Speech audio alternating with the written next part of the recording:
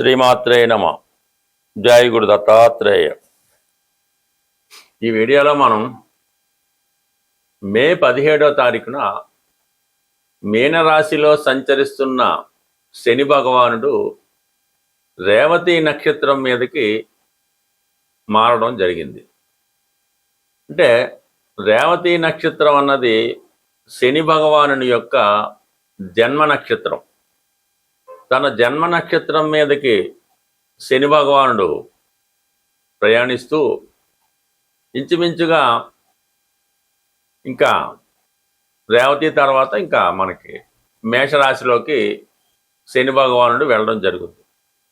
2వ తారీఖు జూన్ నెల 2027వ సంవత్సరం దాకా కూడా మరి శని భగవానుడు రేవతి నక్షత్రం మీద సంచరిస్తూ అదే నక్షత్రం మీద వక్రగమనం పొంది మళ్ళా కొద్ది రోజులు ఉత్తరాభాద్ర నక్షత్రం మీదకి వచ్చి మళ్ళా రేవతికి వచ్చి ఇంక డైరెక్ట్గా జూన్ 2వ తారీఖున మేషరాశిలోకి ప్రవేశించడం జరుగుతుంది. సో ఏదైనా రేవతి నక్షత్రం అన్నది బుధుని ఆధిపత్యంలో ఉన్నటువంటి నక్షత్రం.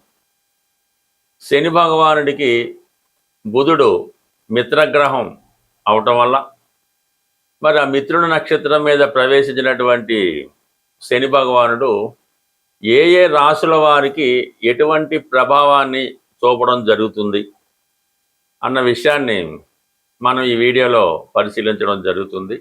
సింహరాశి వారికి శని భగవానుడు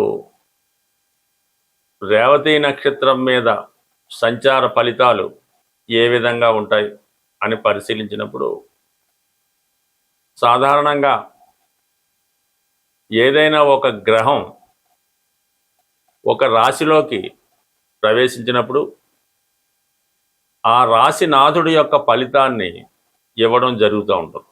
అంటే ప్రస్తుతం శని భగవానుడు మీనరాశిలో గురువు యొక్క నక్షత్రంలో సంచరించడం వల్ల గురువు యొక్క రాశిలో సంచరించడం వల్ల గురువు యొక్క ఫలితాలు ఇవ్వడం జరుగుతుంది. అలాగే రేవతి నక్షత్రం మీద సంచరించడం వల్ల బుధుని యొక్క ఫలితాలు ఇవ్వడం జరుగుతూ ఉంటుంది.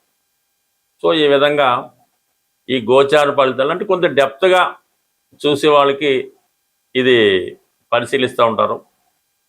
మరి ఈ రాశి వారికి సింహరాశి వారికి బుధుడు ధన లాభాధిపతి. అటువంటి నక్షత్రం మీదకి శని భగవానుడు సంచరించాడు. మరి శని రాశి వారికి షష్ఠ సప్తమాధిపతి. అందువలన ప్రధానంగా ఈ సమయంలో ఉద్యోగపరంగా మీకు ఒక అభివృద్ధి రావడం జరుగుతుంటుంది. అంటే కొత్త ఉద్యోగ ప్రయత్నాలు ఫలిస్తాయి. ఉద్యోగం చేస్తున్న వాళ్ళకి ఉద్యోగంలో జీతం అది పెరుగుతుంది. అయితే మీరు కూడా చాలా కష్టపడి పనిచేయవలసి ఉంటుందన్నమాట. విపరీతమైనటువంటి హార్డ్ వర్క్, డబుల్ వర్క్ ఉంటుంది. ఆ శ్రమకు తగ్గ ఫలితం ఈ సమయంలో మీరు పొందడం జరుగుతూ ఉంటుంది.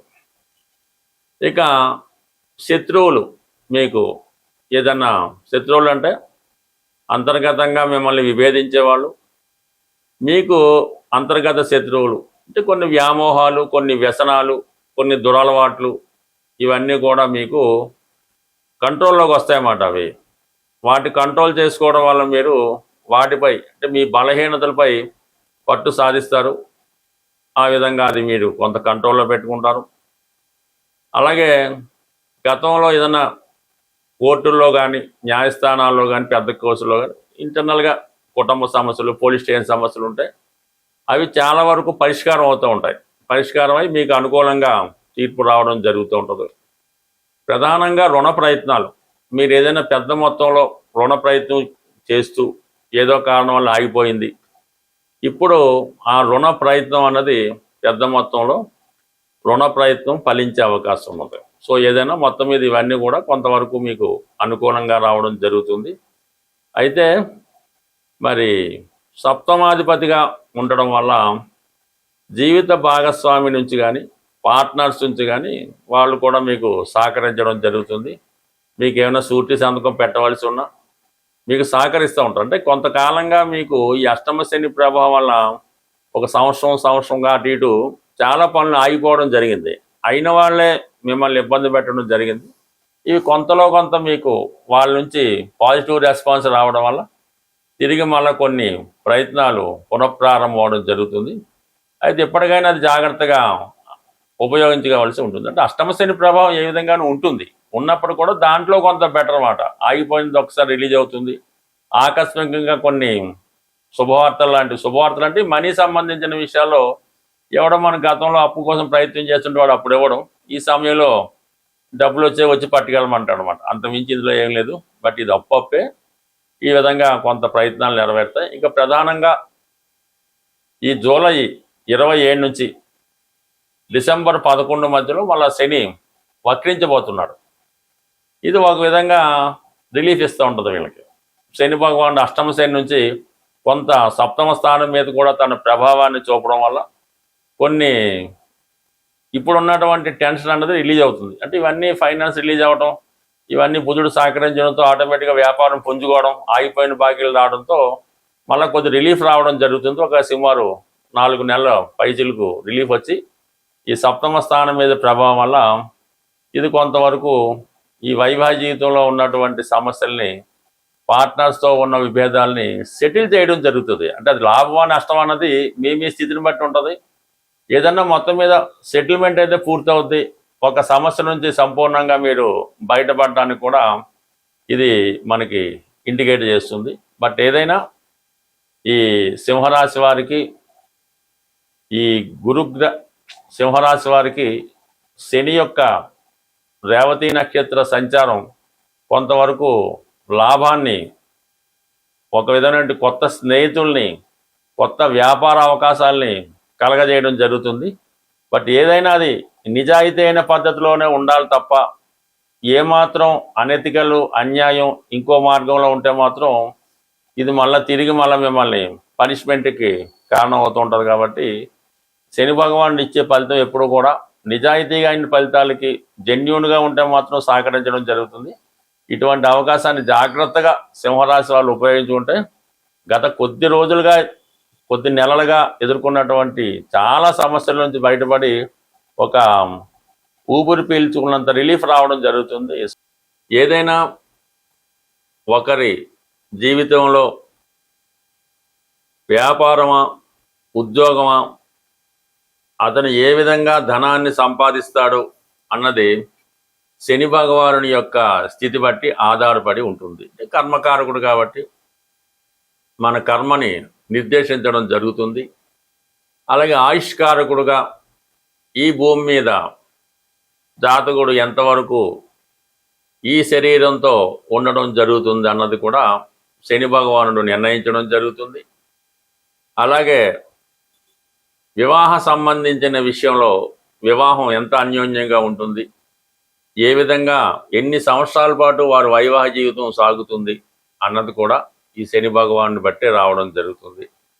ఏదైనా అతని అలవాట్లు, ఆలోచనలు, అతని యొక్క ధర్మ కార్యక్రమాలు, చెడు కార్యక్రమాలు, వ్యసనాలు ఏదైనా శని భగవాన్ని బట్టి ఆధారపడి ఉంటుంది. జాతకుడిని అత్యంత హీనస్థితిలో చాలా విధంగా ఇబ్బందులు పెట్టడానికి, అంటే ఇంచుమించుగా మీకు అందరికీ తెలిసే ఉంటుంది, నలమహారాజు మహాచక్రవర్తి కూడా ఈవెన్ కట్టుకోవడానికి సరైన బట్ట లేకుండా ఇబ్బంది పడడం జరుగుతుంది. సో అలాగే వైభవాన్ని ఇస్తే ఎంత గొప్ప స్థాయికి తీసుకెళ్తాడో అది ఎవరు ఊహించలేనిది. సో ఈ విధంగా ఈ శని భగవానుడు రేవతి నక్షత్రం మీద ప్రయాణించిన సందర్భంలో ప్రధానంగా ఉన్నటువంటి ఏ రాశుల వారికి ఏ విధంగా ఉంటుందో తెలుసుకుంటూ మరి ఈ పరిహారం, అంటే బుధుడు విద్యాకారకుడు, వ్యాపారకారకుడు, అందువలన వ్యాపారపరంగా కొద్దిగా ఆర్థిక మాంద్యం ఏర్పడడం కానీ, ప్రజల దగ్గర ధనం రొటేషన్ తగ్గడం కానీ, వ్యాపారాలు సజావుగా సాగకపోవడం, విద్యా సంస్థలు అంత సక్సెస్ఫుల్గా నడకపోవడం, విద్యార్థులు కూడా విద్య మీద పెద్ద శ్రద్ధ పెట్టకపోవడం, ఇవన్నీ కూడా అంటే బుధుని యొక్క కారకత్వాలన్నీ కూడా కొద్దిగా ఇబ్బంది పడుతూ ఉంటాయి. అంటే వాటిని లైన్లో పెట్టే దారిలో పెట్టే ప్రయత్నం శని భగవానుడు చేస్తాడు కాబట్టి. బట్ ఏదైనా వ్యాపారస్తులకు మాత్రం ఇది కొంతవరకు గడ్డు కాలం అనే చెప్పచ్చు. ప్రజల దగ్గర రొటేషన్ తగ్గుతూ ఉంటుంది, సేవింగ్స్ తగ్గుతూ ఉంటాయి, అలాగే వాళ్ళ దగ్గర కొనుగోలు శక్తి తగ్గుతూ ఉంటుంది. ఇవన్నీ కూడా ఏ రాశి వారికి ఏ ప్రభావం ఉంటుంది అన్నది, అంటే దీంతో పాటుగా వారి జన్మ పుట్టినప్పుడు ఉన్నటువంటి జన్మ చక్రం బట్టి, జాతక చక్రం బట్టి, జరుగుతున్న దశలను బట్టి, అప్పుడున్న గ్రహస్థితి బట్టి ఆధారపడడం జరుగుతుంది. బట్ ఏదైనా ఈ ప్రభావం ఏ రాశుల వారికి ఏ విధంగా ఉంటుంది అన్నది డీటెయిల్గా తెలుసుకుంటూ చివరిలో ఏ రాశికి ఏ పరిహారం చేసుకుంటే బాగుంటుంది కూడా మనం తెలుసుకొని శని భగవానుడి యొక్క అనుగ్రహానికి పాత్రలొద్దామని ఆశిస్తూ, ఏదైనా శని భగవానుడు గోచార రీత్యా కానీ దశారీత్యా కానీ ఇబ్బంది పడుతున్నప్పుడు చాలామంది ఈ పరిహారాలు అన్నవి చేయించడం జరుగుతూ ఉంటుంది. అందులో ప్రధానంగా శని భగవానుడికి తైలాభిషేకం, శని భగవానుడికి జపం చేయించడం, ఇవి నడుస్తూ ఉంటాయి. అయితే ఏదైనా శని భగవానుడి యొక్క పరిహారం చేద్దాం అనుకున్న వాళ్ళు ముందు వాళ్ళలో ఉన్నటువంటి బలహీనతల్ని తొలగించుకోవలసి ఉంటుంది. అప్పుడు మాత్రమే మీరు చేసే పరిహారం అన్నది మీకు రావడం జరుగుతుంది.